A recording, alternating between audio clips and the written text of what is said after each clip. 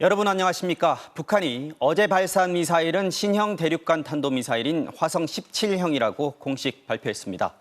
북한이 화성 17형 발사 장면을 공개한 건 이번이 처음입니다. 김정은 국무위원장이 발사 현장을 직접 찾아 전 과정을 총괄 지도했다며 그 모습을 영상으로도 공개했습니다. 먼저 신정현 기자의 보도입니다.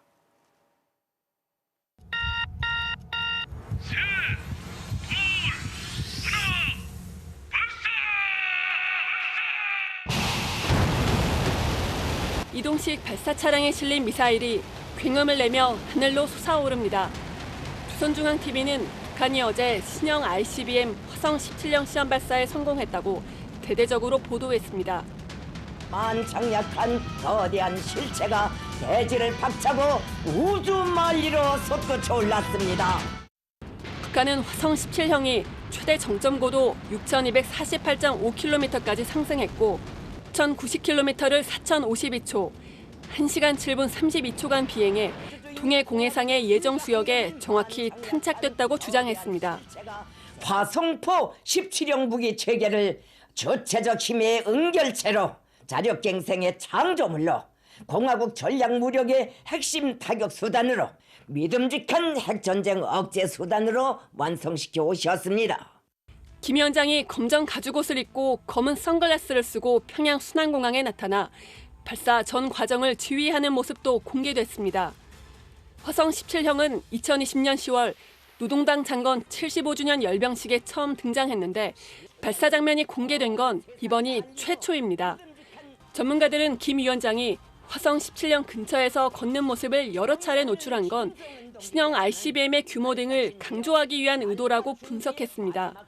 시험 발사가 끝난 뒤 군인 과학자들과 활짝 웃으며 기념사진을 찍는 모습도 공개됐습니다.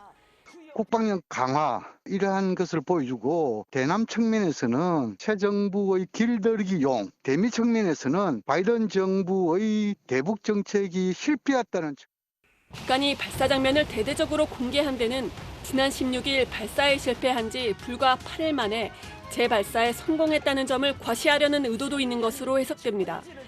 MBC 뉴스 신정현입니다. 그런데 우리 군 당국은 북한이 발사했다는 ICBM이 신형인 화성 17형이 아닐 가능성도 열어놓고 정밀 분석 중인 것으로 알려졌습니다. 실제 쏜 건 구형 미사일이었는데 신형을 쏜 것처럼 보이게 사진과 영상을 조작했을 가능성도 있다는 겁니다. 보도에 김윤미 기자입니다. 북한이 공개한 미사일 발사 영상을 보면 하단부에 불기둥을 내뿜는 4개의 노즐이 또렷하게 보입니다.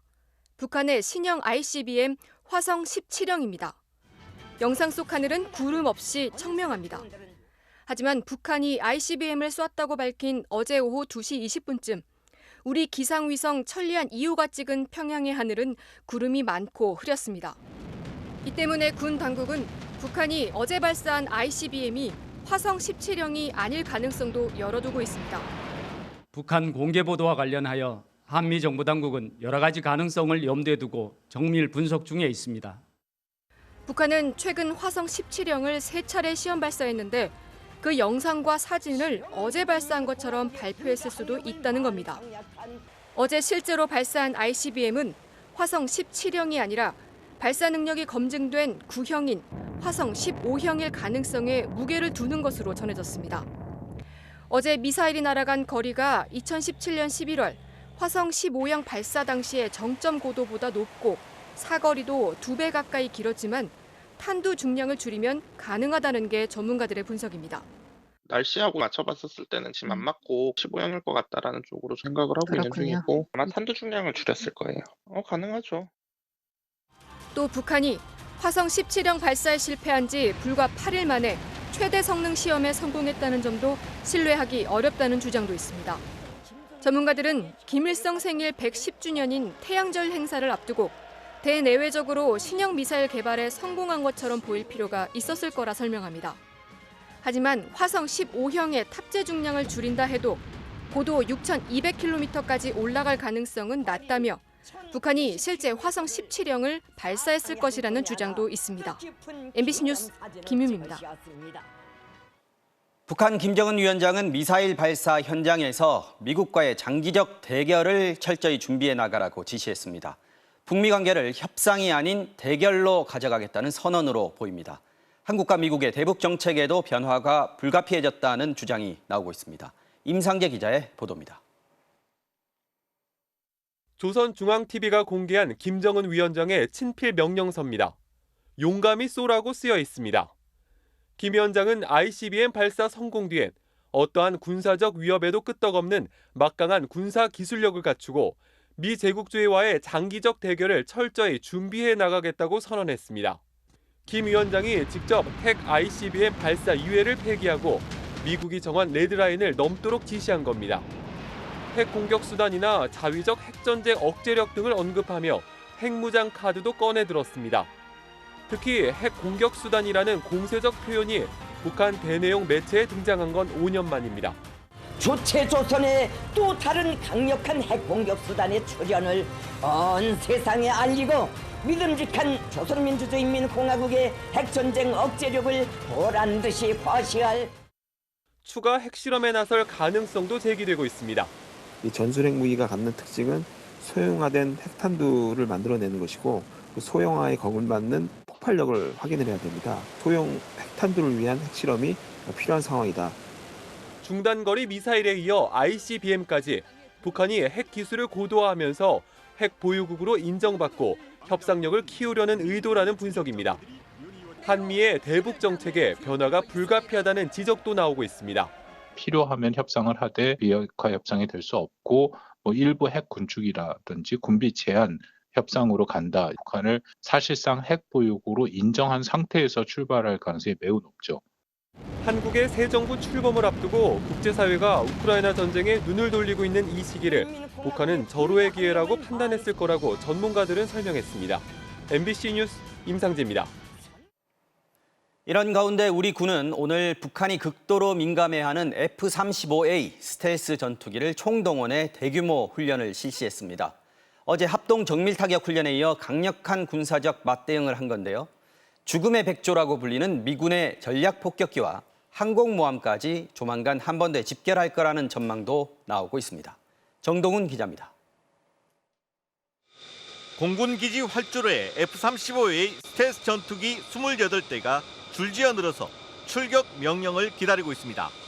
전시 상황을 가정해 전투기에 신속히 무장을 탑재하고 최단 시간 내 대규모로 출격하는 이른바 엘리펀트 워크 훈련입니다. 우리 공군 최신의 전투기 F-35A가 동원된 건 이번이 처음입니다. 14시 35분부 가디언 알파 출격! 현재 군이 보유 중인 F-35A는 40대. 레이드를 뚫고 침투가 가능해 20대만으로도 북한 전역의 지휘부와 미사일 발사 시설을 순식간에 정밀 타격할 수 있는 우리 군의 핵심 전략 자산입니다.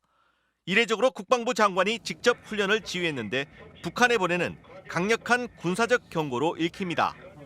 적에게는 공포를, 국민에게는 안심과 신뢰를 주는 강력한 억제력을 통해 한반도의 평화 정착의 핵심 역할을 수행하게 될 것입니다.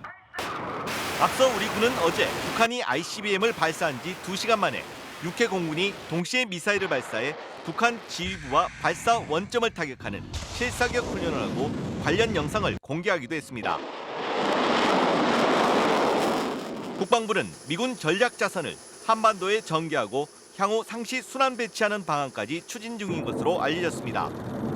괌이나 미국 본토에 배치돼 있는 B-52H, 스트래토포트리스, B-1B 랜서 같은 전략 폭격기들을 수시로 한반도로 불러들여 대북 억제력을 높이겠다는 겁니다. 동중국해에서 임무 수행 중인 에이브레햄 링컨호를 비롯해 서태평양 일대 미군 항공모함들이 곧 한반도 인근 해상에 집결할 거란 전망도 나옵니다.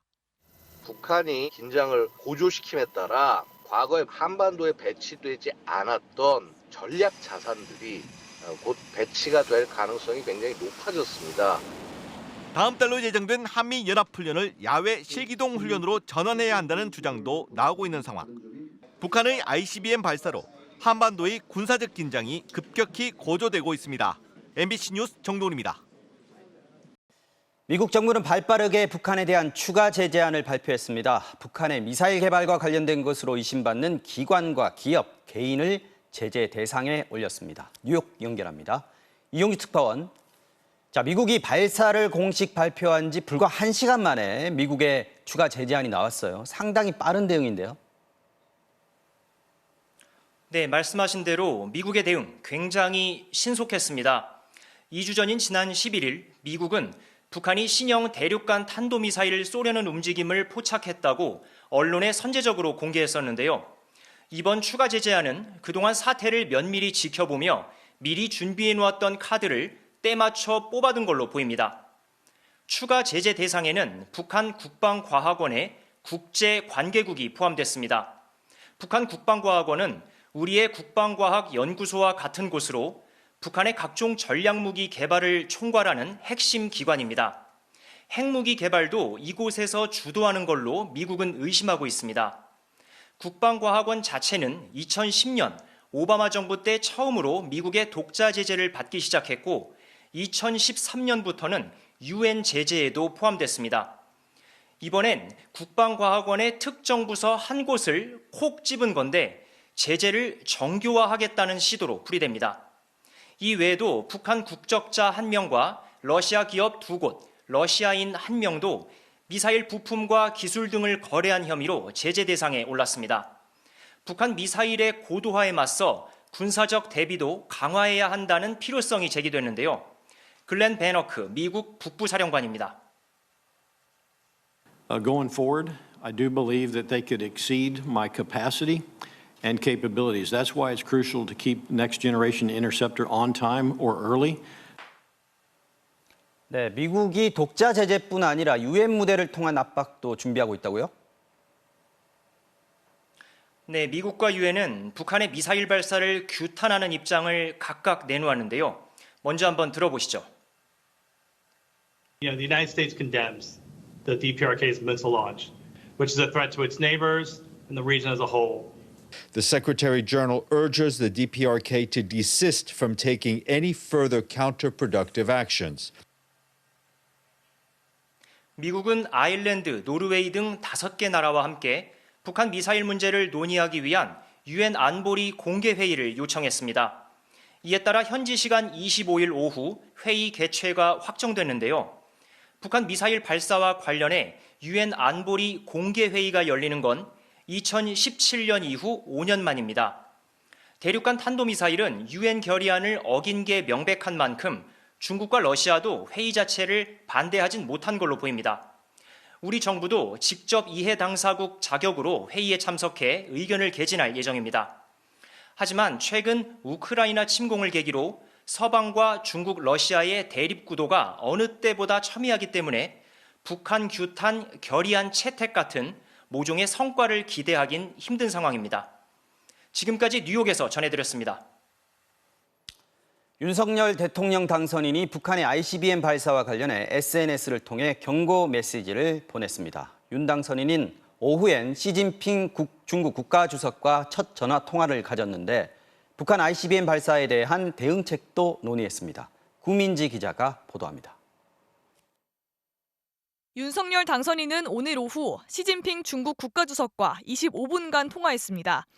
윤 당선인은 북한의 ICBM 발사와 관련해 한반도 긴장이 급격히 고조돼 우려가 크다며 북한의 완전한 비핵화와 한반도 정세의 안정적 관리를 위해 양국이 긴밀히 협력하자고 당부했습니다. 이에 대한 시진핑 주석의 답변 내용은 알려지지 않았는데 당선인 측은 공개하지 않기로 양측이 합의했기 때문이라고 설명했습니다. 앞서 중국은 북한에 대한 일체의 비판 없이 대화를 통한 정치적 해결을 강조한 바 있습니다. 유엔 안보리 제재 등 강경 대응 입장을 밝힌 당선인 측과는 차이가 있는 건데 북핵 대응에 있어서 중국의 협조를 끌어낼 수 있을지는 아직 불투명해 보입니다. 한중 관계를 두고는 윤 당선인이 상호 존중과 협력 정신으로 진전시켜 나가자고 말했고 시 주석은 양국은 이사갈 수 없는 가까운 이웃이라며 안정적이고 장기적인 발전을 촉진해 나가자고 답했습니다. 앞서 윤 당선인은 북한의 ICBM 발사에 대해 경고 메시지도 내놨습니다. 윤 당선인은 서해 수호의 날을 맞아 북한이 올해 들어 12번째 도발을 해왔다며 굳건한 안보 태세를 갖춰 평화를 지켜나갈 것이라고 밝혔습니다. 북한에 엄중하게 경고합니다. 도발로 얻을 수 있는 것은 아무것도 없습니다. 당선인 측은 후보 시절 때보다 북한의 미사일 발사에 대한 언급이 적은 이유는 현 정부와 하나의 목소리를 내는 것이 중요하기 때문이라고 설명했습니다. 군 최고 통수권자의 지휘가 명료하게 이루어질 수 있도록 반보 뒤에 서 있는 것이 관례이자 저희의 도의라고 생각을 합니다. 윤 당선인은 오후에 서훈 청와대 국가안보실장으로부터 북한의 ICBM 발사 동향과 정부의 대응 조치, 향후 대책 등을 보고받았고 빈틈없는 대응을 위해 협력해 나가기로 했습니다. MBC 뉴스 구민지입니다. 북한의 ICBM 발사는 대통령 집무실 이전 논쟁에도 영향을 주는 상황입니다. 안보 공백이 우려되니 청와대 지하 벙커를 혹시 한시적으로라도 사용하는 게 아니냐는 관측이 나오면서 정치권 공방이 다시 불붙은 건데요. 윤 당선인 측은 비상사태에도 청와대 벙커는 사용하지 않고 대신 지휘통신망이 설치된 특수 차량에서 국가안전보장회의 NSC를 열겠다고 밝혔습니다. 김민찬 기자가 취재했습니다. 북한의 ICBM 발사로 안보 공백에 대한 우려가 더욱 제기됐지만 윤석열 당선인 측은 북한의 도발과 집무실 이전은 별개의 문제라고 선을 그었습니다. 오히려 국방부 청사로 가는 만큼 더 든든한 안보를 책임질 수 있다고 자신했습니다. 국방부 청사로 저희가 들어가는 것을 안보에 있어서도 더 확실하고 안보 강국으로 든든한 외교 안보를 펼칠 것을 국민들이 믿고. 하지만 북한의 도발이 새 정부 출범 시기인 5월까지 계속돼 안보 공백에 대한 우려도 높아질 가능성이 큰 상황에서 집무실 이전은 신중해야 한다는 비판도 나옵니다. 청와대 이전에 무조건 올인할 것이 아니라 국가방위에 바늘만한 빈틈도 있어서는 안 된다는 점을 당선인은 명심해야 할 것입니다. 윤 당선인 측은 국방부 청사로의 집무실 이전이 늦어지더라도 지하 벙커로 불리는 청와대 국가위기관리센터 사용은 하지 않는다고 거듭 재확인했습니다. 대신 미니버스 규모의 차량에 화상회의 시스템과 재난안전, 국가지휘 통신망이 설치된 이른바 국가지휘 통신 차량을 이용할 계획이라고 밝혔습니다. 차량 안에서 이제 그 화상을 통해서 NSC를 하실 수도 있고요. 재난 상황과 관련해서 직접 이렇게 화면을 보시면서 지휘할 수 있는. 하지만 통신 차량이 국가위기관리센터를 대체할 수 있을지는 의견이 엇갈립니다. 간단한 화상회의나 비상시 통신을 할 수 있는 수준인데 군사위기 등 복합적 문제를 대체할 수 있느냐는 겁니다. 대통령이 지방 출장을 간다든가 했을 때 통신 보장을 위해 마련한 차량이기 때문에 지하 벙커는 사실은 그 비교 대상이 아니죠. 이에 장제원 당선인 비서실장은 실무진들의 아이디어 차원이라며 선을 그었습니다. 장 실장은 또 집무실 이전 반대 여론이 높은 데 대해 국민들께 설명드릴 시간이 모자랐다며 사실상 소통이 부족했음을 인정했습니다. MBC 뉴스 김민찬입니다. 자, 이번엔 코로나19 소식 살펴보겠습니다. 폭증 상태를 보이던 오미크론의 유행이 정점을 지나서 이제는 감소세로 접어들었다. 정부가 이렇게 설명했습니다. K-방역이 실패했다는 일각의 주장에 대해서도 세부적인 수치를 제시하면서 실패가 아니라 성공적으로 마무리하고 있다고 반박했습니다. 먼저 박진주 기자가 전해드리겠습니다. 정부는 오미크론 유행이 정점을 지나 감소하고 있다고 진단했습니다. 지난 17일 정점을 찍고 감소 추세로 접어들었다는 겁니다. 유행 정점을 지나서 완만하게 감소하는 양상을 보이고 있습니다. 지난주 목요일 정도 62만 정도가 거의 정점에 오지 않았나. 정부가 유행이 감소됐다고 공식적으로 밝힌 건 이번이 처음입니다. 실제로 오늘 발표된 신규 확진자는 어제보다 5만 6천여 명 줄어든 33만 9,514명입니다. 최근 일주간 하루 평균 확진자 수도 35만 8천여 명으로 직전주와 비교하면 4만 7천여 명 적어 감소 추세라는 분석에 힘이 실리고 있습니다. 다만 유행 감소 속도는 상황을 좀 더 지켜봐야 할 것으로 보입니다. 정부는 확진자와 사망자가 크게 늘어나자 방역이 실패했다는 지적에 대해서도 구체적인 수치를 제시하며 적극적으로 반박하고 나섰습니다. 세계보건기구가 밝힌 주요국의 10만 명당 누적 사망자 수를 보면 우리나라는 27명, 미국 292명, 영국 241명 등과 비교해 10분의 1 수준입니다. 치명률 역시 우리나라는 0.13%로 미국 1.22%, 영국 0.8% 등에 비해 낮은 수준이라는 겁니다. 따라서 늘어난 확진자 숫자만 보고 공동체 전체의 노력과 성과를 부정적으로 평가해서는 안 된다고 강조했습니다. 세계 주요 국가들과 비교했을 때 우리는 소중한 국민의 생명의 희생을 10분의 1 이내로 막아냈습니다. 저는 온 국민들의 함께 이 방역을 성공적으로 마무리하고 있다. 이와 함께 정부는 보건소의 업무 부담을 줄이기 위해 보건소에서 하던 신속 항원 검사를 중단하는 방안도 검토하고 있습니다. 또 자가검사 키트의 구매 편의성을 높이기 위해 1인당 한 번에 5개까지로 제한했던 구매 한도를 모레부터 다음 달 30일까지 한시적으로 없애기로 했습니다. MBC 뉴스 박진주입니다. 확진자의 위중증과 사망을 방지하기 위해서 먹는 치료제 도입의 중요성이 계속해서 강조가 되고 있죠. 정부가 물량 부족에 대한 우려를 불식시키는 차원에서 추가 도입에 속도를 내고 있습니다. 다음 달까지 46만 명분을 도입하기로 했고요. 외국 정부랑 물량을 교환하는 방식도 검토하기로 했습니다. 이덕영 기자가 취재했습니다. 서울 양천구의 한 약국입니다. 식약처가 긴급 사용 승인을 한 먹는 치료제 라게브리오의 첫 물량이 도착한 것으로 당장 내일부터 처방과 투약이 시작됩니다. 이미 2만 명분이 우선 도입됐고 모레 8만 명분이 추가로 들어올 예정입니다. 라게브리오는 함께 먹으면 안 되는 약 종류가 많은 팍스로비드를 쓰기가 어려운 환자들에게 보조적으로 사용될 예정입니다. 대상은 증상 발현 5일 이내에 60세 이상 어르신과 40세 이상 기저질환자, 면역 자자 중에서 기존 치료제의 사용이 어려우신 분들이 되겠습니다. 정부는 이달 말에서 다음 달 초로 예상되는 위중증 환자 수 정점 시기를 앞두고 먹는 치료제 도입에 속도를 내고 있습니다. 오늘 오전엔 팍스로비드 4만 4천여 명분 역시 인천공항에 도착했습니다. 확진자 증가로 하루 평균 7천여 명에게 투약되면서 재고가 급감한 데 따른 조치로 정부는 이달 안에 팍스로비드 4만 명분을 더 들여올 방침입니다. 결과적으로 이달 말까지 두 종류의 먹는 치료제 총 18만 4천 명분이 확보되는 셈이라 수급에는 일단 숨통이 트일 전망입니다. 정부 역시 이를 근거로 일각에서 제기되는 치료제 부족 사태 우려에 선을 그었습니다. 마치 저희들이 재고량이 바닥이 나서 치료제를 처방 못 받는다 하는 이야기는 전혀 사실이 아니다. 분명히 말씀드립니다.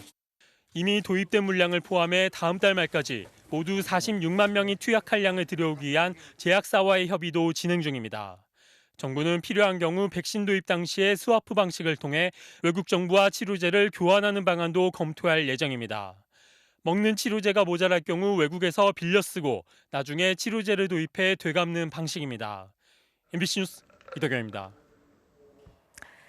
자, 이어서 우크라이나 소식 알아보겠습니다. 전쟁이 한 달 넘게 이어지고 있지만 러시아군은 처음 예상과는 다르게 주요 도시들을 점령하지 못한 채 오히려 수세에 몰리는 분위기인데요.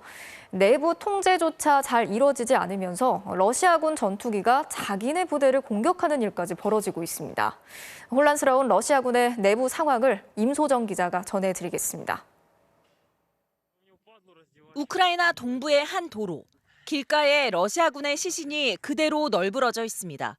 전투 중 숨진 러시아군의 시신이 이렇게 수습되지 않은 채 버려진 곳은 한두 곳이 아닙니다.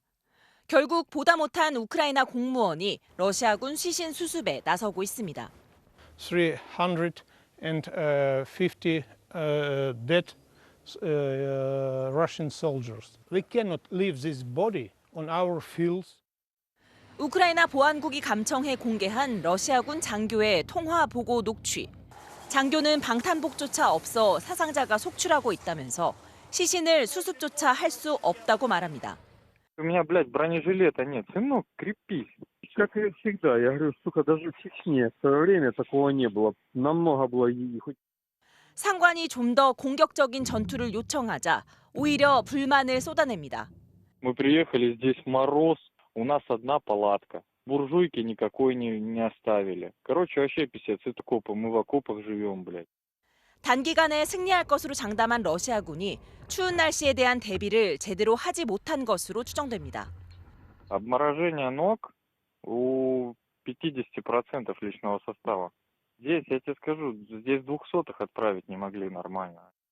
인터넷에서는 러시아군이 우크라이나인들에게서 훔친 부츠를 신고 있는 사진도 돌고 있습니다. 심지어 열악한 상황 속에 러시아군 전투기가 자국의 부대에 오폭을 하는 일까지 벌어지고 있습니다. На нас свой самолет авиабомбы скинул.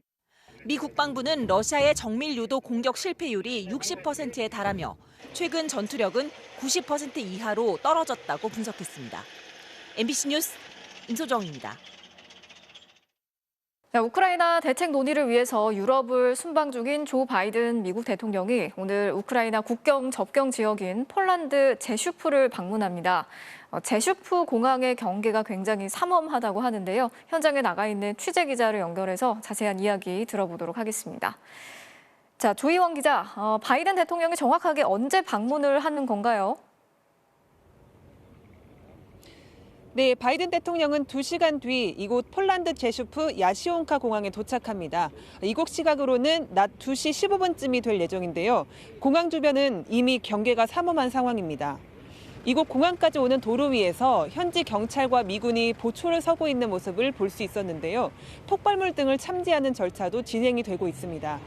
또 오늘 하루 공항으로 가는 버스 2개 노선이 운행을 중단했습니다.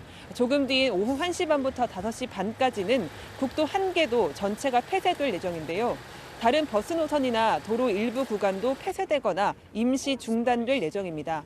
바이든 대통령이 이곳을 방문하는 건 공항 안에 미군 82 공수사단의 임시 기지가 있기 때문입니다. 여기선 미군 2,000명이 지난달 초부터 나토의 신속대응군에 편입돼 후방에서 지원 업무 활동을 하고 있습니다. 바이든 대통령은 이곳에 도착하면 안제이 두다 폴란드 대통령과 만난 뒤 병사들을 격려하고 수도 바르샤바로 이동할 것으로 알려졌습니다. 자, 그리고 어제 열렸던 나토와 G7 정상회의에서 어떤 얘기가 오갔는지도 궁금한데요. 러시아에 대해서 새로운 대책이 나온 게 있습니까? 네, 나토 정상회의에서 30개 회원국 정상들은 우선 러시아의 침공에 대비하기 위해서 동력 지역의 방어를 더 강화하기로 했습니다. 이를 위해 불가리아와 헝가리, 루마니아, 슬로바키아 등의 4개 전투단을 추가로 배치하기로 했습니다. 러시아에 대해서는 생화학무기와 핵무기로 위협하지 말 것을 강력하게 경고했습니다. 조 바이든 미국 대통령은 정상회의 이후 기자회견에서 러시아가 화학무기를 사용할 경우 그에 맞는 대응에 나서겠다고 말했습니다. We would respond. We would respond if he uses it. The nature of the response would depend on the nature of the use. 뉴욕타임스 등 미국 언론들은 러시아가 핵무기 등 대량 살상 무기를 사용할 경우 미군과 나토가 직접 전쟁에 개입하는 방안도 검토되고 있다는 보도가 나왔습니다. 주요 7개국 G7 정상회의에서는 우크라이나 지원을 위한 추가 조치를 취하기로 의견을 모았습니다. 바이든 미국 대통령과 두타 폴란드 대통령은 내일 바르샤바에서 정상회담을 갖고 우크라이나 사태 해결 방안 등을 논의할 예정입니다. 지금까지 폴란드 제슈프에서 MBC 뉴스 조희원입니다. 러시아군이 수도 키이우 외곽으로 밀려났다고는 하지만 공세를 멈춘 건 아닙니다. 여전히 150만여 명의 주민들이 남아서 고통을 겪고 있는데요. 전쟁 전에 유학이나 업무 등으로 해외에 나가게 된 우크라이나인들. 지금도 폭격이 계속되는 키이우에 남아있는 가족들 걱정 때문에 하루하루 힘든 시간을 보내고 있습니다. 국내에 있는 우크라이나 유학생과 키이우에 남아있는 부모님의 가슴 아픈 화상 전화 모습을 박소희 기자가 담았습니다. Мам, ну що там, як там? Постійні повітряні тривоги. Тобто все дуже і дуже страшно. 올해로 4년째 한국에서 유학 중인 우크라이나인 뎀체코 올하 씨. 눈을 뜨면 수도 키이우에 있는 부모님의 안부를 확인하는 게 일상이 됐습니다. 전화 연결이 되지 않으면 불안함이 앞섭니다. 사실 너무 무서워서 진짜 아무것도 할 수가 없어요. 밥도 먹고 싶지 않고. 어머니는 공습을 피해 매일 밤 아파트 지하 주차장에서 잠을 잡니다. І нас там зараз залишилося зовсім мало. Але от вчора в день пролунав вибух, і він був, я не скажу де. 변호사인 아버지는 쏟아지는 러시아군의 공습에 사무실이 있는 키이우 외곽 지역에서 집으로 돌아오지 못하고 있습니다. 시민 자치군 활동을 하고 있습니다. А в теробороні залишилось десь також 50-60 чоловік. 2 години стоїш на посту. Це 2 години постійно автомат в руках повинен бути. 러시아군이 맹공을 퍼부은 이웃 도시 이르핀과 맞닿은 지역이어서 매일 폭격이 끊이지 않는다고 합니다. Цього не дають жодної години. Вже в будинках немає скла, все повністю розбито, щоб тут нічого не залишилось. 민간인 피해도 커지고 있다며 눈시울을 붉혔습니다. Уже 100 с лишним детей погибло. Це жах. Мне не верится, что это 21 век. 화상으로만 어머니 아버지를 만날 수 있게 된 오라 씨. 상상도 못했던 전쟁이 아직도 기가 막힙니다. 속 못 떴어요. 우크라이나 전면적으로 전쟁. 처음에는 가짜 뉴스인 줄 알았어요. 엄마가 울면서 그거 다 대피하라고 하니까 그날 진짜 4시간 정도 울었어요. 키이우는 지금 식량도, 의약품도 구하기 어려운 상황. 걱정이 태산입니다. 우크라이나에서 돈이 그냥 정리예요. 사실 지금 음식 이런 거 돈이 있어도 살 수가 없어요. 전쟁이 끝날 때까지 잘 버티자며 아버지와 딸은 서로를 다독였습니다. Мені головне дочекатись, щоб тебе побачити. дуже. MBC 뉴스 박수입니다. 네, 부처별 업무 보고가 계속되고 있는 인수위원회에서는 오늘 여성가족부와 국토부의 표정이 정반대로 갈렸습니다. 폐지 확정이 분명해진 여가부의 보고는 40분이 채 걸리지 않았고 국토부 업무 보고에는 윤석열 당선인이 직접 참석해 규제 완화에 힘을 실었습니다. 신수아 기자가 취재했습니다. 인수위의 여성가족부 업무 보고는 40분이 채 걸리지 않았습니다. 여성가족부 관계자들은 굳은 표정으로 인수위를 떠났고 해당 분과 간사인 이미자 의원은 긴 시간이 필요하지 않았다고 말했습니다. 여성가족부를 어떻게 발전적으로 개편 방향을 해 나가면 좋을까에 대해서 부처 입장은 있었습니다. 저희가 청취를 잘 했던 거고요. 인수위는 업무 보고에 앞서 여가부 폐지는 이미 확정된 것이라고 재차 강조했습니다. 그러면서 여가부 업무를 쪼개서 기존 부처로 나눌지 아니면 대체할 조직을 꾸릴지 등을 검토하겠다고 설명했습니다. 안철수 인수위원장은 여러 방안을 보고한 뒤 당선인의 판단을 받겠다고 밝혔습니다. 몇 가지 옵션들을 만들려고 합니다. 그중에서 최선의 방안이 무엇인지는 당선인께서 결정하실 수 있도록. 인수위는 향후 여성단체들의 의견을 수렴하겠다고 밝혔지만 600여 개 여성 시민사회 단체들은 입장문을 통해 부처 폐지가 아니라 성평등 실현을 위한 독립부처가 필요하다고 강조해 난항이 예상됩니다. 반면 윤석열 당선인은 국토교통부의 인수위 보고에 이례적으로 직접 방문해 힘을 실었습니다. 윤 당선인은 주택 정책이 28차례 반복되며 엄청난 집값 상승을 부채질했다면서 규제 완화 기조를 강조했습니다. 매매거래 시장하고 다 관계가 있기 때문에 그래서 다주택자라고 해서 이거를 무리하게 규제하는 것이 과연 맞는지 그것도 좀 더 세밀하게 이제 살펴봐야 된다. 이런 가운데 박범계 법무장관은 인수위의 업무 보고 연기에 유감을 표하면서도 당선자 공약을 잘 녹여낸 내용도 있다. 하나를 가지고 나머지 99개를 배척하는 게 안타깝다며 발언 수위를 낮췄습니다. 인수위는 다음 주 화요일 법무부 업무 보고를 다시 받겠다고 밝혔습니다. MBC 뉴스 신수아입니다.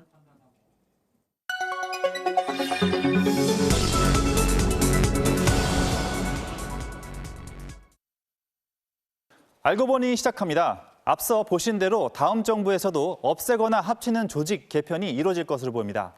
이렇게 정권이 바뀔 때마다 부처끼리 떼었다 붙였다 한다고 해서 포스트잇 조직 개편이란 말까지 나오고 있는데요. 그동안 얼마나 자주 정부 조직이 바뀌어 왔는지 과연 우리나라에서만 유독 심한 건지 알아봤습니다. 이번에 통폐합 대상으로 거론되는 교육부를 보면요. 그동안 4번의 굵직한 변화를 겪었습니다. 1948년 정부 수립 당시 문화교육부로 출범을 했다가 노태우 정부 때 교육부, 김대중 정부 때는 교육인적자원부로, 이명박 정부 때는 과학기술부와 합쳐서 교육과학기술부로 명패를 바꿔달았습니다. 이어 박근혜 정부 때는 교육부와 미래창조과학부로 다시 분리가 됐고 문재인 정부에선 이름이 바뀌었습니다. 새 정부에서는 교육부를 다시 과기부 중심으로 합치는 방안이 거론되고 있습니다. 산업부 또한 50년 가까이 상공부였다가 5차례 이름이 바뀌었습니다. 이 과정에서 외교부랑 통상 관련 부문을 주거니 받거니 했었죠. 행정안전부도 행자부, 행안부, 안행부, 행자부, 행안부로 부서 명칭이 오락가락했습니다. 김영삼 정부 때부터 따지면 이러한 정부 조직 개편은 지금까지 모두 21차례나 됩니다. 이렇게 5년을 주기로 대규모 조직 개편이 있다 보니 통폐합 부처의 사무용 집기가 버려져서 물품 관리 실태 점검이 벌어지기도 했습니다. 좀 두려운 마음도 있긴 있지만은 일단은 한편으로는 빨리 가서 빨리 적응하고. 정부 조직 개편, 다른 나라는 어떨까요? 미국의 경우 연방정부라는 특성상 중앙정부의 조직 개편은 매우 안정적입니다. 1980년 이후로 1989년 보훈부 신설과 2002년 9.11 테러 이후 국토안보부 신설 외에는 연방부처 단위의 개편이 없었습니다. 미국 상무부는 110년 된 조직이고 USTR이라고 통상 대표부는 60년 된 조직이거든요. 이번에 이제 통상 조직 얘기가 나오기 위해서 또 떼내면 30년 동안 6번 바뀌는 거거든요. 역시 대통령제인 프랑스의 경우는 개각이 수시로 이뤄지지만 지난 정부의 강요를 기용하는 것을 기피하지 않아 잦은 조직 개편에도 불구하고 업무의 일관성과 연속성을 이어가는 것이 우리와 다릅니다. 대규모 통폐합이 이뤄졌던 이명박 정부 때 공무원들을 상대로 한 설문조사 결과를 보면요. 통합부처가 효과적으로 작동하고 있다고 응답한 비율은 35%에 불과했고 통합으로 인한 자신의 업무와 경력에 대한 불안감과 사기 저하의 문제를 안고 있다고 응답한 비율이 각각 40%와 44.8%였습니다. 이제 5년마다 잦은 대규모 조직 변동 이런 게 이제 각 행정 조직에 불안을 가져오는 그런 부정적인 면이 있고 좀 실질을 추구하자 이렇게 제안을 하고 싶습니다. 물론 새 정부의 정치 철학과 정책을 효과적으로 추진하는데 조직 개편은 어느 정도 필요할 겁니다. 하지만 5년마다 조직의 외적인 수술에 치중하는 건 행정력 낭비일 뿐 아니라 세계적으로도 일반적이지 않다는 지적입니다. 알고 보니였습니다. 비어있는 감사위원 2자리를 누구 뜻대로 채우느냐, 인사권을 둘러싼 신구 권력 갈등의 핵심 중에 하나로 꼽히는데요. 제청권을 가진 감사원이 양측 협의가 없으면 임명 제청이 어렵다는 의견을 밝혔습니다. 그러자 인수위는 청와대 인사권 포기를 압박하고 나섰고 민주당은 국민이 쥐어준 의무라면서 반박했습니다. 이학수 기자가 취재했습니다. 오늘 열린 인수위원회 감사원 업무보고. 인수위원들은 감사원을 향해 정권 이양 시기의 감사위원 임명 제청이 감사위원회의 객관성과 공정성을 훼손하는 요인이 돼선 안 된다고 강조했습니다. 감사위원을 임명하려면 감사원장의 제청이 필수적인 만큼 사실상 제청 거부를 요청한 겁니다. 감사원은 지금처럼 정치적 중립성 관련 논란이 있을 수 있는 상황에선 제청권을 행사하는 게 적절한지 의문이라며 사실상 동조했습니다. 현 정부와 새 정부가 협의되는 경우에 제청권을 행사하는 것이 적절하다라는 입장을 밝혔습니다. 윤 당선인 측도 청와대의 인사권 주장은 국민 상식에 어긋난다며 거듭 압박했습니다. 저희라면 임기 말에 권력을 감시하고 견제해야 할 감사원에 우리 정부 사람을 보내는 일은 안 할 것 같습니다. 하지만 민주당은 대통령 인사권은 헌법상 권한이자 국민이 주어진 의무라며 당선인 측이 협의를 거부하는 건 문제라고 반발했습니다. 감사위원이나 이런 자리는 좀 정부가 불편해하는 사람이 가는 게 맞는데 왜 나한테 불편한 사람을 자꾸 임명하려고 하느냐 이런 이유로 반대하는 게 그게 타당하다고 생각되지는 않을 거예요. 또 대통령 임기와 임명직 공공기관장 임기가 다른 건 정권에 의한 급격한 변화를 막기 위해서라며 임기 말 인사의 필요성을 강조했습니다. 임기가 있는 자리는 그 임기를 존중하고 또한 조직 운영에 공백이 없게 임명권을 행사하는 것이 인사의 원칙입니다. 문 대통령과 윤 당선인의 회동 논의도 표류를 거듭하는 가운데 당선인 측은 청와대로부터 연락이 없다며 진전이 없음을 내비쳤습니다. 모레까지 두 사람의 회동이 성사되지 못하면 30년 전 노태우, 김영삼 회동에 걸린 18일을 넘어서게 됩니다. MBC 뉴스 이학수입니다. 더불어민주당 원내 사령탑으로 선출된 박홍근 원내대표가 취임 첫날부터 새 정부를 향한 견제 기조를 분명히 했습니다. 박 원내대표는 새 정부와의 협력 여부는 전적으로 윤석열 당선인과 국민의힘의 태도에 달려있다며 국회와의 소통을 주문했습니다. 김재경 기자가 취재했습니다. 당 지도부 회의에 참석한 박홍근 원내대표의 첫 마디는 견제와 협력이었습니다. 강력하고 확실하게 정부 여당을 견제하겠다며 협력 문제는 전적으로 윤석열 당선인의 의지와 국민의힘의 태도에 달려 있다고 밝혔습니다. 민생 입법과 개혁 입법에서 주도권을 잡겠다며 강한 야당 의지를 내비친 겁니다. 대선에서 여야가 약속한 대장동 특검과 정치개혁 입법도 국민의힘이 한 발짝 앞으로 나오도록 설득해 가겠습니다. 장제원 비서실장이 전하는 윤석열 당선인의 축하난을 받으면서도 뼈 있는 말을 빼놓지 않았습니다. 안보와 민생에는 여야 없기 때문에 힘을 합쳐야 되고요. 그런데 그 출발은 국회를 존중하고 또 소통하는 겁니다. 늘 존중하고 의논 드리고 이렇게 또 하겠습니다. 장 실장이 식사 자리에 모시겠다는 당선인의 말을 전하며 민주당과 잘 협치하겠다고 하자 박 원내대표는 국민과 국회와의 소통, 현직 대통령에 대한 격이 없는 소통을 당선인 측에 주문하기도 했습니다. 국민의힘은 박 원내대표 선출을 축하한다면서도 검찰 언론개혁 입법을 밀어붙인다면 더 큰 심판을 받을 거라고 견제하고 나서 향후 강대강 대치를 예고했습니다. 박 원내대표는 내부 인선에서는 개파 안배를 고심한 듯 문재인 정부 청와대 출신인 진성준 의원과 이재명 캠프 출신인 박찬대 의원을 공동 수석 부대표로 발탁했습니다. 일각에선 박원순 전 서울시장 사망 당시 피해 호소인이라는 호칭으로 피해자에게 2차 가해를 했다는 비판이 나온 데 대해선 잘못된 용어 선택이었다고 인정했습니다. MBC 뉴스 김재경입니다. 자, 지금 제주에는 시속 120km가 넘는 태풍급 강풍이 몰아치고 있습니다. 철제 지붕이 날아가고 유리창이 깨지는 등 피해가 잇따랐고 항공기 200여 편이 무더기로 결항했습니다. 제주 연결해서 현재 상황 알아보겠습니다. 자, 박주현 기자, 지금은 바람이 얼마나 세게 불고 있습니까? 네, 저는 지금 제주공항 인근 도로에 나와 있습니다. 조금 전부터 비가 내리기 시작했고 바람도 점차 강하게 불고 있습니다. 평소 이곳은 뜨고 내리는 항공기를 배경으로 사진을 찍기 위해 여행객들이 몰리는 장소인데요. 지금은 바람이 거세 사람들을 찾아보기 어렵습니다.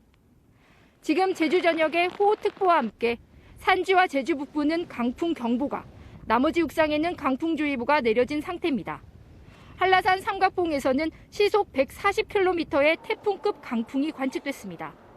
제주공항에도 시속 80km가 넘는 강풍이 불면서 오후 들어 출발과 도착 항공기 200여 편이 무더기로 결항됐는데요. 주말을 앞두고 항공기를 이용하려던 승객들의 발이 묶이면서 공항 터미널에 큰 혼잡이 빚어졌습니다. 강풍 피해도 속출했습니다. 오늘 오후 2시 반쯤에는 제주시 오라동의 나무가 쓰러지고 애월읍의 빌라 지붕 외장재가 날아가 소방대원이 긴급 출동하는 등 피해 신고 10여 건이 접수됐습니다. 해상에도 풍랑특보가 발효 중인 가운데 제주와 다른 지방을 잇는 일부 여객선 운항이 통제되고 있습니다. 조금 뒤인 밤 9시 이후부터는 제주 외의 충남과 전라 지역 서해안과 남해안 일대, 그리고 서해 5도에 강풍주의보가, 서해안 먼바다와 남해안에 풍랑주의보가 확대될 예정입니다. 기상청은 내일까지 제주도와 남해안을 중심으로 순간 풍속 시속 90km 이상의 강한 바람이 이어지겠다며 각별히 주의해달라고 당부했습니다. MBC 뉴스 박주연입니다. 요즘 확진자가 폭증하면서 가장 어려움을 겪고 있는 곳 중에 하나가 바로 요양병원이죠. 간병인들은 서너 달씩 병원 안에 갇혀 있는 상황이고요. 의료진들도 2교대 근무를 하느라 탈진 상태라고 합니다. 또 보호자들은 보호자들대로 간병인을 구하는 게 어려워서 애를 태우고 있다는데요. 김상훈 기자가 현장의 목소리를 들어봤습니다. 벌써 넉 달째입니다. 간병인 60살 한춘자 씨는 지난해 12월 이후 요양병원 밖으로 나오지 못했습니다. 코로나19를 옮길까 두렵고 대체할 간병인을 구하기도 어려워 사실상 병원에 갇힌 신세가 된 겁니다. 지금 한 4달 동안 못 나갔어요. 어느 간병인이나 다 지금 12월부터 누구나 지금 다 못 나가고 있어요. 실제로 코로나19에 걸리면 간병비를 못 받는 건 물론 원망까지 듣는 경우가 많다고 합니다. 간병사가 막 돌아다니면서 환자한테 옮겼다고 책임이 있으니까 담아주겠다라는 거예요. 55만 원인데 30만 원밖에 안 주더라고요. 고위험 시설이다 보니 삼시세끼 도시락을 먹으며 코로나 검사도 몇 달째 일주일에 4번씩 받고 있습니다. 한 주에 모두 4번 해요. 코로나 검사는 좀 이젠 너무 하니까 무감각이에요. 사정이 이렇다 보니 하루에 10만 원 안팎이었던 비용에 2배 이상을 준다 해도 오겠다는 사람이 없습니다. 돈을 아무리 준다고 해도 간병인을 구할 수가 없었습니다. 3주 동안은 저희 아들, 딸들이 직장에는 휴가를 내고 일주일씩 번갈아 가면서 직접 간호를 한. 간병인들의 빈자리는 보호자뿐 아니라 의료진이 메꿔야 합니다.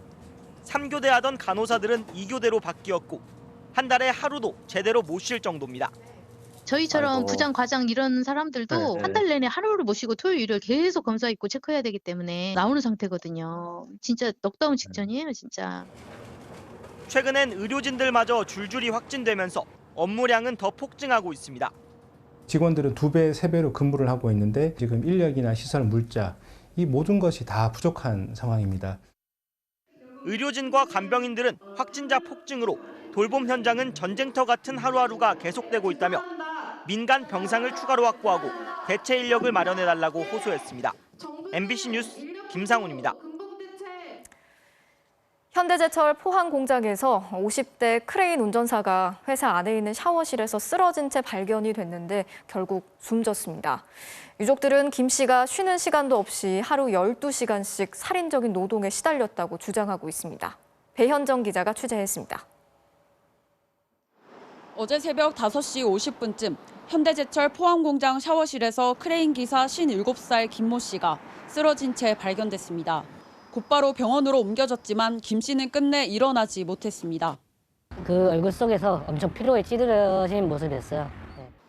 현대제철 자회사 현대IMC 직원으로 28년 동안 마그네트 크레인 운전사로 일해온 김 씨는 지난주 6일간 72시간 동안이나 일했습니다. 유가족들은 과로사한 것이라고 주장합니다. 김 씨의 근무표입니다. 지난달에는 3일에 한 번꼴로 12시간씩 근무했습니다. 15일에는 밤 11시에 퇴근한 뒤 8시간도 안 돼 다시 현장에 투입됐습니다. 그리고 지난 22일 12시간이나 초과 근무를 했는데 다음 날 오전 7시부터 업무에 투입됐고 그 다음 날 숨진 겁니다. 형님, 제가 회사 일이 너무 바쁘다 보니까 참여를 못해서 죄송합니다. 이렇게 얘기를 했습니다. 현대제철의 물량을 맞추기 위해 김 씨를 포함한 4명의 노동자가 맞교대하며 크레인을 24시간 가동했습니다. 두 분이서 계속 이제 연대근을 하시면서 이제 무리한 업무를 많이 하셨죠. 그런. 김 씨가 속한 현대IMC는 인력을 늘려달라고 본사인 현대제철에 수차례 요청했지만 매번 받아들여지지 않았습니다. 협력해서 자회사로 넘어오기 전에도 인원 충원 한번 얘기를 했었는데 그때 당시에도 얘기가 허지부지 된 걸로 알고 있습니다. 빠진 인력을 충원해야 하는 인력관리 직책까지 맡은 김 씨는 힘들어도 쉴 수도 없었다고 합니다. 회사에 맨날 살고 있다. 그렇게 회사만 다닐 거면 그냥 그만둬도 된다. 이렇게 말씀하실 정도로. 김 씨가 숨진 뒤에도 남은 노동자 3명이 교대 근무를 하며 24시간 크레인을 가동시키고 있는 것으로 확인됐습니다. MBC 뉴스 배현정입니다.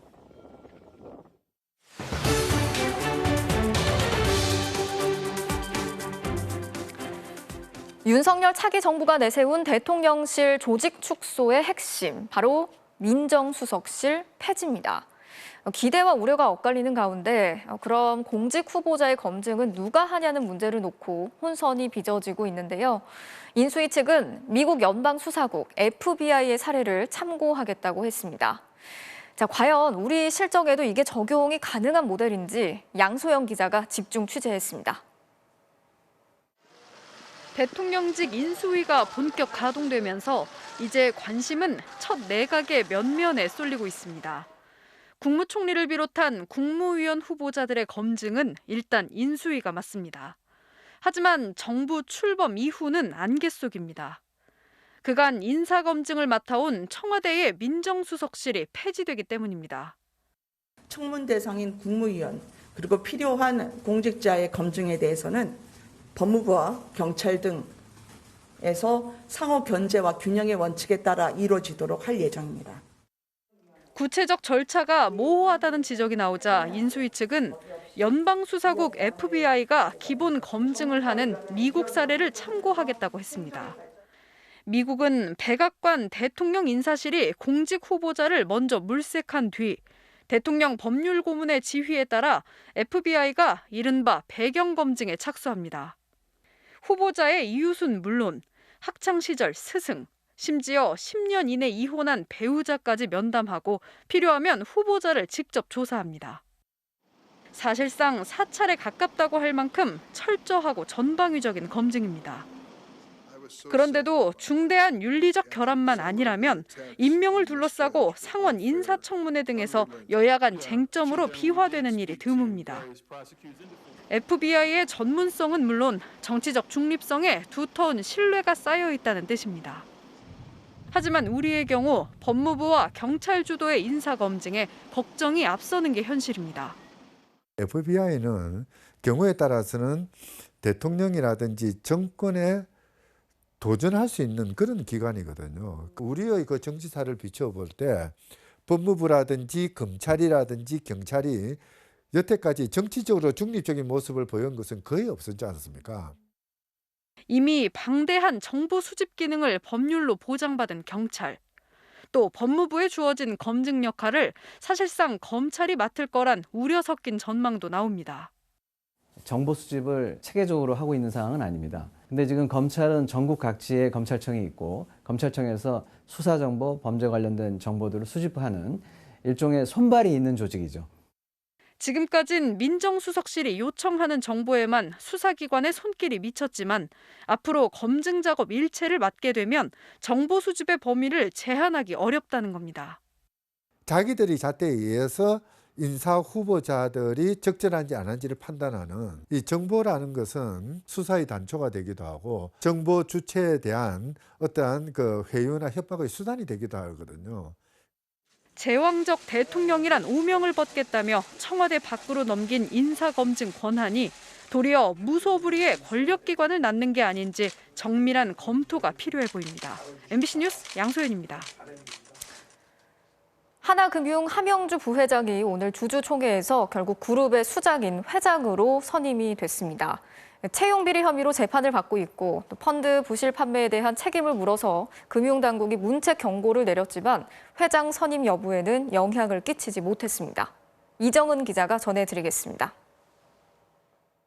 하나금융은 함영주 부회장의 회장 선임 중단하라. 오늘 오전 하나금융의 새 회장을 결정하는 주주총회장 앞입니다. 함영주 부회장은 그룹 수장으로 자격이 없다는 주장.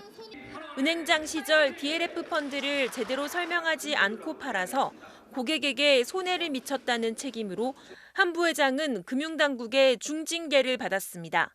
사모펀드 피해자들은 지금 3년째 피눈물 흘리고 있는데 회장 취임 전에 사모펀드 문제를 분명하게 해결했어야 함에도 불구하고 제대로 해결하지 않고 법원은 중징계가 정당하다고 판단했지만 확정 판결이 날 때까지 징계를 미뤄달라는 함영주 회장의 주장을 받아줬습니다. 여기에다 채용비리 혐의도 1심에서 무죄 판결을 받긴 했지만 검찰의 항소로 아직 사법 리스크가 남은 상황. 그래서 세계 양대 의결권 자문사들이 선임 반대를 권고했는데 국민연금은 우리와 신한금융 때 회장 재선임을 반대했던 것과는 달리 이번에는 찬성으로 돌아섰습니다. 정말 국민연금은 국민의 재산을 지키는 공적기관이 아니라 하나금융의 앞잡이가 된 것이 아니냐는 비판을 하고 있습니다. 함영주 회장의 선임 배경으로는 은행장과 부회장 재임 시절 4대 금융지주 가운데 가장 높은 이익 성장률을 낸 것에 대해 전체 지분의 70%를 넘게 차지한 해외 연기금이 긍정평가를 했기 때문이라 해석됩니다. MBC 뉴스 이정은입니다. 허구현 MBC 해설위원이 오늘부터 KBO 신임 총재 업무에 들어갔습니다. 강정호 복귀 문제가 첫 과제로 떠올랐습니다. 이명노 기자입니다. 허구현 신임 총재는 야구인 출신 첫 KBO 수장입니다. 우리 프로야구계로 봐서는 검증이 매우 중요한데 관중 입장이 허용되면은 조금 가라앉았던 분위기를 끌어올릴 수 있는 좋은 기회가 아닌가. 김광현과 양현종, 메이저리거의 복귀와 함께 김도영, 송찬희 등 새 얼굴의 등장으로 개막을 앞두고 모처럼 기대감이 커지고 있지만 음주운전으로 물의를 일으킨 키움 강정호의 복귀를 놓고 벌써 과제가 생겼습니다. 여러 가지를 체크를 해볼 필요성이 있는 사안이기 때문에 저도 꼼꼼히 지금 한번 챙겨보고 이러고 있습니다. 신중하게 판단을 해서 결정을 내려야 되겠죠. 지금껏 구단과 계약에 문제가 없다면 KBO가 이미 탈퇴 신분 선수의 복귀 요청을 거부한 사례는 없습니다. 하지만 KBO 규약 44조엔 리그 발전과 권익 보호를 이유로 총재가 선수 계약을 승인하지 않을 수 있다는 조항이 있어 여론을 살피고 있는 KBO가 계약 승인을 거부할 수도 있습니다. 하지만 이 경우 2년 전 강정호에 대한 징계 수위를 이미 확정했기 때문에 키움 구단이나 강정호 측과 법적 다툼이 예상됩니다. MBC 뉴스 이명노입니다. 황선우 선수가 성인 무대 데뷔 전인 국가대표 선발전 자유형 100m 예선에서 가볍게 전체 1위를 차지했습니다. 금요일 밤 스포츠 뉴스였습니다.